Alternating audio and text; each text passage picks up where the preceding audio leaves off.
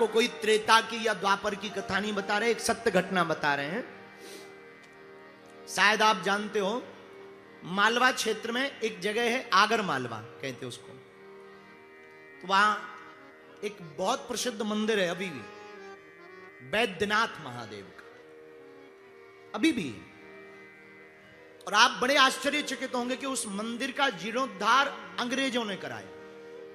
मंदिर का आगर मालवा में एक बैद्यनाथ महादेव का मंदिर है अभी भी।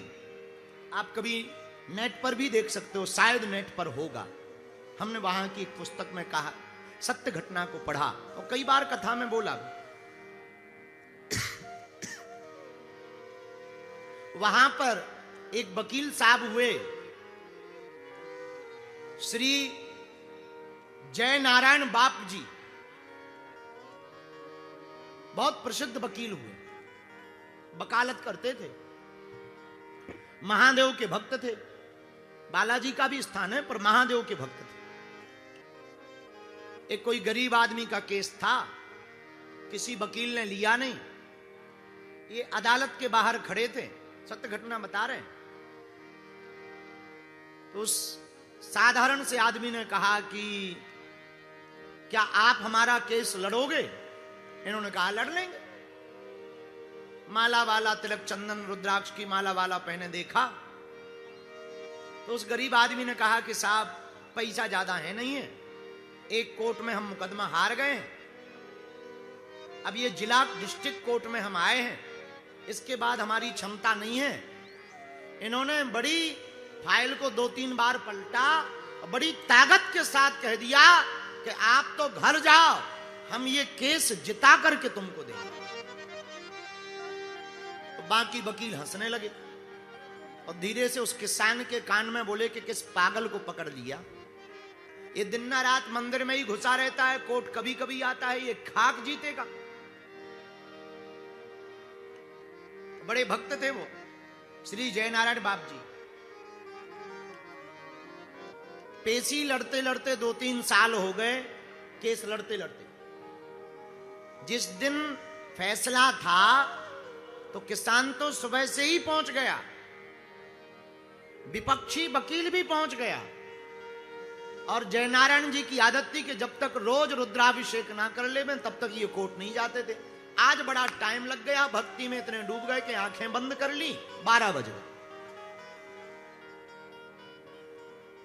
अब तो बाकी वकीलों को, किसान को लगा कि अच्छे पागल को हमने अपना मुकदमा दे दिया, वो मंदिर में बैठे हैं, इधर मुकदमा स्टार्ट होने वाला है। जज साहब ने इशारा किया, दरवाजे पर लगे पहरेदार ने पुकार लगाई।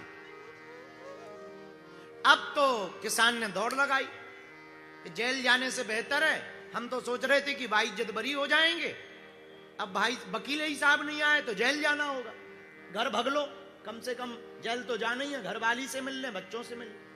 सो किसान भाग गए। इधर अंदर जब पहुंचे, ये यहीं बैठे रहे। बाबा ने सोचा, सत्य घटना बता रहे, आप कभी भी वहां जाकर के अभी भी पढ़ना। बाबा ने सोचा कहीं हमारे भक्त की नाक ना कट जाए, वकीलों में इसकी बेइज्जती ना हो जावे, इसलिए स्वयं महादेव जय नारायण जी का रूप बना करके अदालत में प्रस्तुत हो गए।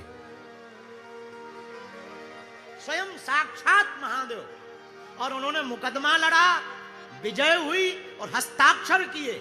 जब इधर जय नारायण जी पूजा से उठे और इनको होश आया, अरे आज तो फैसला था, भागे भागे कोर्ट गए, तो सब वकील हाथ मिला मिलाकर बधाई देने लगे। विपक्षी वकील बधाई देने लगा, तो ये बोले किस बात की बधाई दे रहे? तो विपक्षी वकील ने कहा, हमने आज तक बहुत बहस की, पहली बार तुम्हारे मुंह से ऐसी बहस सुनी है, आई प्राउड ऑफ यू जय नारायण जी। ये तो बड़ा चौंक गए, बोले हम तो भैया मंदिर में थे, हम तो आए ही नहीं, और हम तो वहां पूजा में थे। बोले पागल हो क्या, ये देखो कोर्ट भी जीत गए हो, ये तुम्हारे हस्ताक्षर हैं, जैसे इन्होंने हस्ताक्षर को देखा, आंखों से आंसू आ गए कि हम वहां पूजा में बैठे रहे, हमारे बाबा से रहा नहीं गया, तो बाबा ही रूप बना करके यहां कोर्ट में आ गए।